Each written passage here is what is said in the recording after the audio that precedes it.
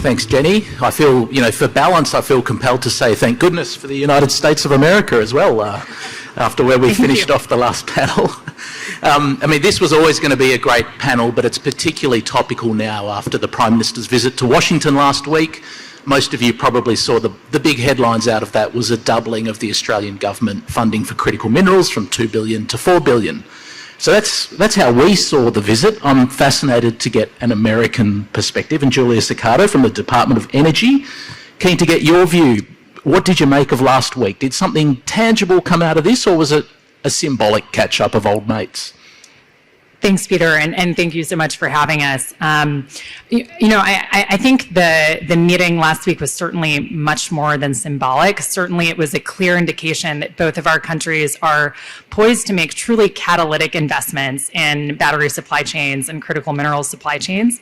But beyond that, I think we really see it as a foundational step forward towards more collaboration between our countries on mapping supply chains, on rethinking how we can actually build on the history and legacies of mining in both of our countries, and of course particularly prominent here in Australia, to rethink efficiency within mining and opportunities to streamline permitting processes while still engaging deeply with stakeholders and communities.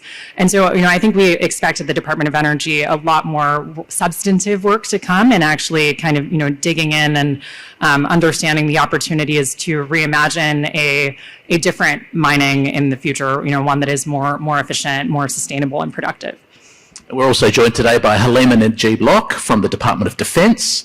Halimah particularly works around the industrial base. There's a third word in your title, I've forgotten it, forgive me, Halimah. Resilience. Resilience, that's it, we're very resilient. How did you see last week's visit, Halimah? Thank you, Peter, and good morning to you and all the attendees. Last week's visit, I associate myself with my colleagues' comments. It's truly a continuation of the commitment that our nations have to one another. And from the defense perspective, it was a continuation of the work started previously in years looking at critical minerals, strategic materials, specialty metals, and how they tie into our national defense and our national security. As we shift to looking at the opportunities that AUKUS provides between our nations, we are very aware of the role that critical minerals and strategic materials play, as those raw materials are the underpinning for our weapon suites, looking at the submarine industrial base as well as the energy transformation that's happening. And so last week's visit was an opportunity to highlight ways that we can truly collaborate and increase our cooperation from an international perspective, but also thinking about the fact that there are global supply chains. We do have to invest in a strategic manner. We have to build redundant supply chains to ensure that both of our nations can avoid disruptions. And I think last week's visit highlighted that, because the Prime Minister's comments on how we can expand our authorities so that we catalyze the capital markets to invest in critical minerals and in this industry, both in the U.S. and Australia, will be followed with a continuation of our investment strategies using loans, using grants, and with the announcement of the wonderful fund that Australia is doing. I think that's a true complement to what the U.S. is doing, and we can now think through sequencing our investments to provide patient capital to this very capital-intensive market. Great, and I think there is, the excitement in this industry is pretty palpable about the way the US government is embracing it. But I also sense a little bit of uncertainty in the sector about how one actually goes about accessing this sort of support. I assume you guys have, dedicated your time to come here to IMARC. I assume you're not just going to walk through the hall handing out checks. So how does it actually work, Giulia? Like, is it, how could someone in the audience today actually go about accessing this money? Yeah, so absolutely. So the Office of Manufacturing and Energy Supply Chains is actually a $20 billion investment arm of the Department of Energy. So we at the Department of Energy are providing truly a spectrum of capital to entrepreneurs and corporations that are making strategic investments across the energy supply chain. The way that we put forward those investments is not too dissimilar from the process in the private sector. We have our own investment strategy, which we develop working closely with other agencies, as well as across our 17 national labs here in the US, and put together our perspective on where are the most critical vulnerabilities in the supply chain. And accordingly, we'll put out what we call a notice of intent. And this is effectively an expression that we are interested in investing in a particular area or segment of the supply chain. That is followed by the opening of an investment period, an investment opportunity, which is marked by us putting out a funding opportunity announcement. And at that point, companies can apply to access the prize, the grant, the loan that we are offering, and put forward a competitive pitch. We call it a concept paper or kind of full application, but effectively it is your pitch. What are we looking for? We are looking for commercial viability. This is not, a handout. We want to invest in companies that are going to continue to be a going concern and have, those foundational unit economics well in place to be able to move forward. But beyond that, we are investing in some bigger ideals. We're investing in resilience. We're investing in sustainability. We're investing in companies at the Department of Energy that are going to create value for, we hope, a long time. So we look very carefully at, how labor is part of the equation. Is there a plan, to bring in union labor? Is there, a plan to actually share benefits in the community so that, that company can be a welcome asset for a long time going forward? And we make our selection based on the commercial viability, the technical merit, but, also these broader kind of long-term patient capital markers, of a strong corporation. I mean, to my eye, when I've looked at some of these notice of intent things that you guys in the Department of Energy have put out, they look a little bit similar to a tender, and they are.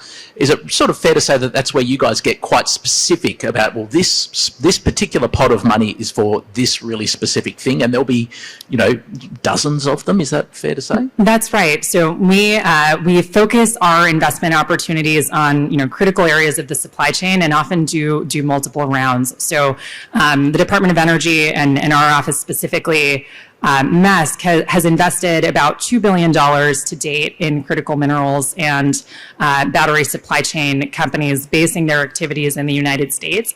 We are announcing another approximately $4 billion of investment opportunities across the same spectrum.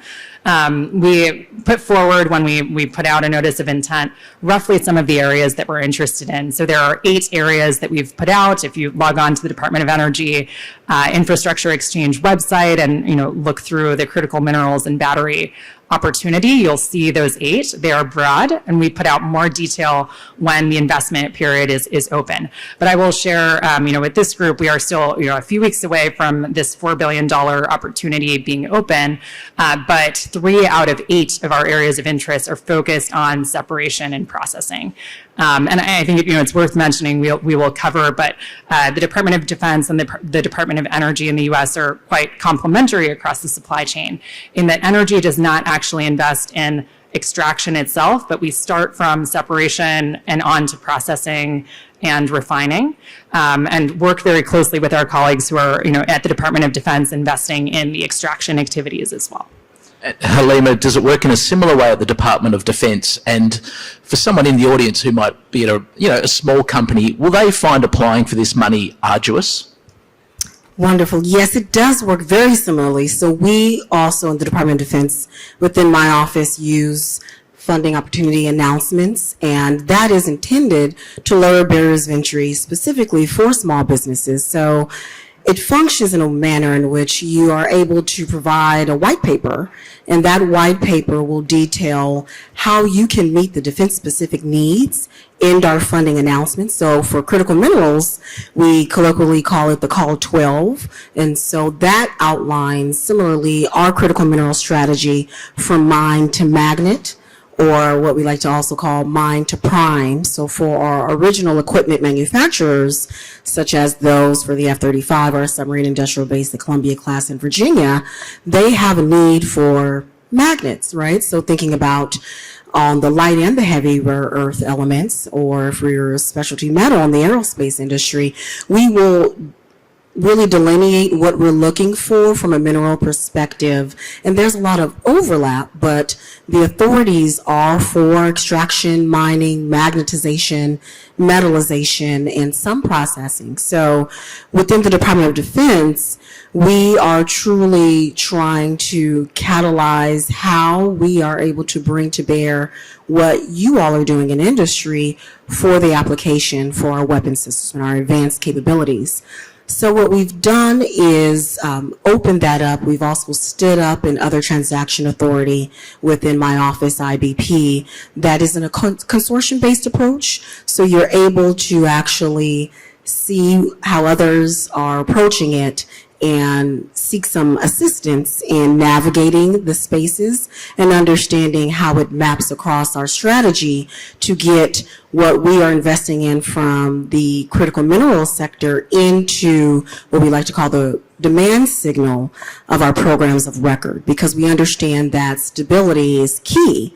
And so showing that there's going to be a long-term interest from the Department of Defense is critical. And what we are able to do is, as my colleague said, invest in feasibility studies, or what you might call bankability studies, because we know that that's a key indicator for a lot of small companies getting external capital support because they know that there's government interest. And so from the Defense Department, we do have a list of critical minerals and strategic materials, which include those precursor materials that are part of the processing and mining industry that are very similar to what Department of Energy has listed and our colleagues in the U.S. Geological Services, but it is to the what we call defense-specific grade, so high purity aluminum. And we have the Defense Production Act and the Industrial Base Analysis and Sustainment Fund as our major investment tools that we use. And it's of note that the Prime Minister and the President did discuss the legislative proposal that we now have on the Hill to expand the definition of domestic under the Defense Production Act Title III to include Australia and the UK, which would allow for DoD to invest in companies here in Australia that are providing raw materials that are of great importance to avoid supply chain disruption for national security. And where there's complementary work being done, we've already invested in some companies that are Australian, such as Linus and Jervois, that are expanding their operations in the U.S. We know that there's so much opportunity here in Australia, and we want to be able to support that and show market opportunity so that this industry really does flourish. So those are some of the tools that we have, and they relate to the National Defense Stockpile, which I know we'll talk about a bit later. Great. And you mentioned Jervois and Linus. They're two of the main examples where we've seen Australian miners secure funding from the US government. Syrah Resources, the graphite miner, also won Department of Energy money for their graphite plant in Louisiana. So that was a loan. Whereas with Linus from the Department of Defense, the money was a grant, I think, from memory. So do you guys have the full range of financial instruments at your disposal? Like, do you have creativity and optionality around how you actually provide financial support? Giulia, perhaps if you want to. So we do have the full spectrum of capital available from early stage prizes and kind of working with projects that are more experimental in nature to loans and grants, and we call our grants non-dilutive equity because they are focused at the project level and structured a little bit more in more detail than a typical grant, because companies at that stage tend to be more complicated and require a closer structure with project stage gates where we're not cutting a full check up front. We're working very closely with the company for them to meet their operational FEL milestones as they're scaling. We have that full spectrum of capital, and what we do is that we make clear what we are putting forward. So, in the announcement that I mentioned that is forthcoming from the DOE around an additional $4 billion that we'll be investing in critical minerals and batteries, that money we are putting forward in this non-dilutive equity format. And so we'll be very clear about that up front. It is not limited just to American companies, but it is focused on, for us at least, manufacturing activities on U.S. soil. So we have awarded in the same fashion to European companies, to other North American companies before. We've done a loan with Syrah, and we look forward to continuing to work with international companies in this way. I think a few things to keep in mind. To be very, very simple, accessing our programs does require the entity to be, have an incorporated arm in the United States, to have some, physical location of production, and to have majority ownership within that U.S. structure to be domestic. So there are kind of some of these simple principles to follow, but that has not, been a challenge to us being able to invest, directly in projects led by international companies before, and it's certainly something we look forward to doing more of. And Halimah, is it possible, speaking of equity, could we one day, if I look at the share register of an Australian miner, is it possible one day we'll see US DOD sitting there at 5% or 10%? Perhaps, yes. I do think that is the direction that we're going, but for the moment, the Department of Defense uses grants as well as loans. And similarly, with the Defense Production Act, because it's no-year money, we are able to be patient and de-obligate or increase investment as necessary, because we understand that many of the tools and or the infrastructure that is used in this arena are capital intensive. And so because of the impacts of inflation, there might be a need to increase support, or perhaps things become more available and we can decrease support for that particular project and work with the entity. Linus, we gave about a $288 million investment over the FIDIP, is what we call the 5-year investment plan for the Defense Department. And the way that it works with us is the intention is to provide market opportunity to our programs of record. For a bit of scale, while my office has about over 6 years, about 5 years, about $6 billion that we invest over the FIDIP, but the real power of the Department of Defense is we have almost $1 trillion budget.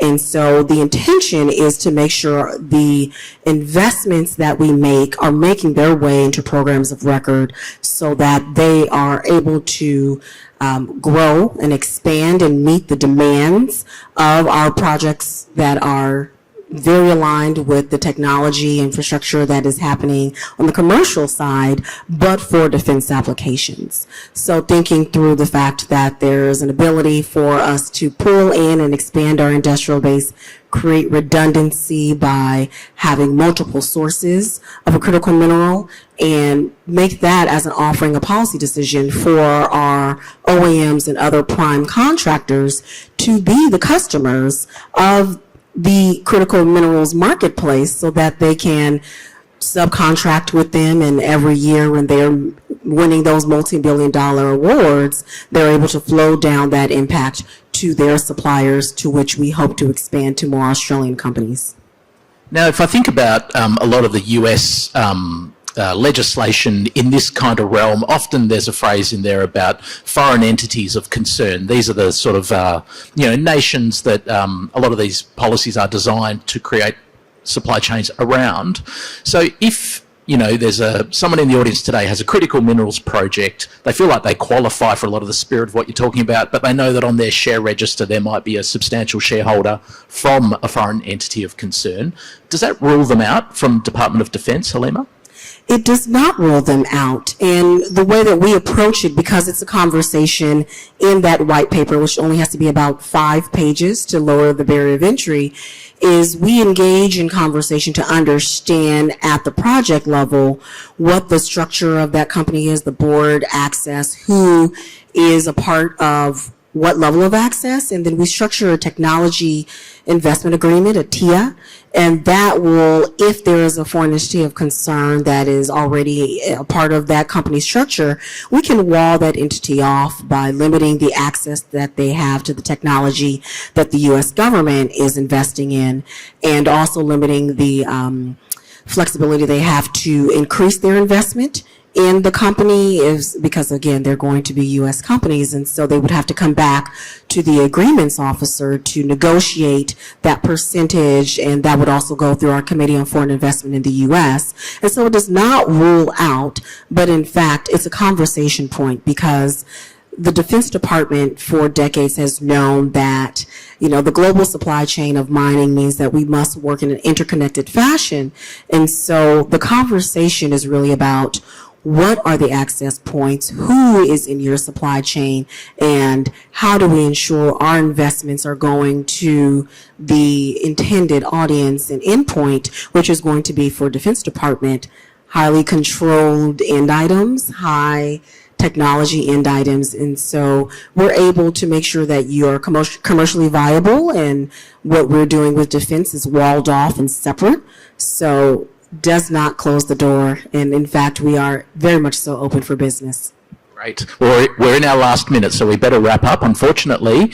But as a parting thought, 13 months from now, we're going to have presidential elections in the US.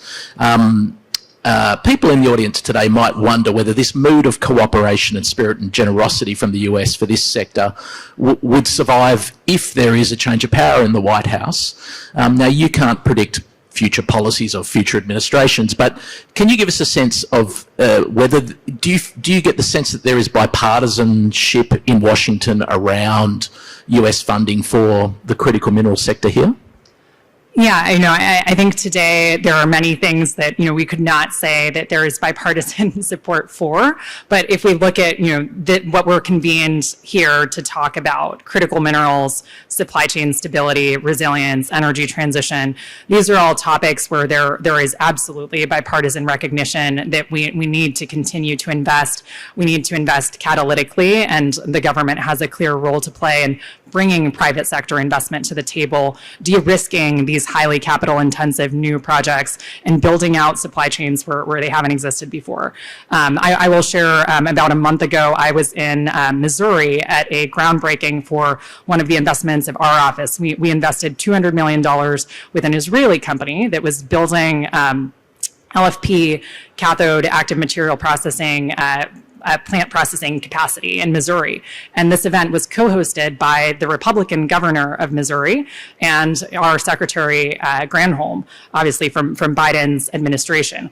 And they co-hosted the entire event and brought players from across Missouri, from across the federal government, who are there to celebrate what was the creation of 1,000 union jobs across the construction and across the operation of this plant, to create a critical component for the battery supply chain that we had underinvested in the U.S. before. And that was truly a bipartisan celebration, and I think we continue to see more of that across this space. Well, and Halimah, a parting thought from you? Absolutely. I would say in the defense sector, we find that we enjoy bipartisan, bicameral support, and in fact, what the DoD has been a part of with our interagency colleagues, I think what's now is a moment of opportunity that we're expanding.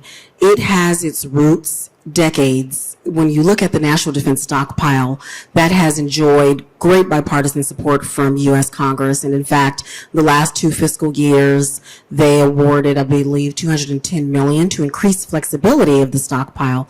And so, today in the audience, I know one of my colleagues from the Senate Armed Services Committee is here, who's a Republican. And I think that that is just an indication of the U.S. government's commitment to critical minerals and to really, as my colleague says, catalyzing this industry. But it will be something that spans across administrations, because it already has. The last administration, Executive Order 13806, talked about the supply chains for critical minerals and started some investments. And in this administration, President Biden's Executive Order 14017, America's Supply Chains, really expanded that. And I think the major investments from the infrastructure law as well as the IRA and a number of other investments, including the Ukraine supplemental, show that there is wide applications for national security in this space because economic security is national security. And so that is a bipartisan and bicameral spanning administration's perspective, and I don't see that changing anytime soon.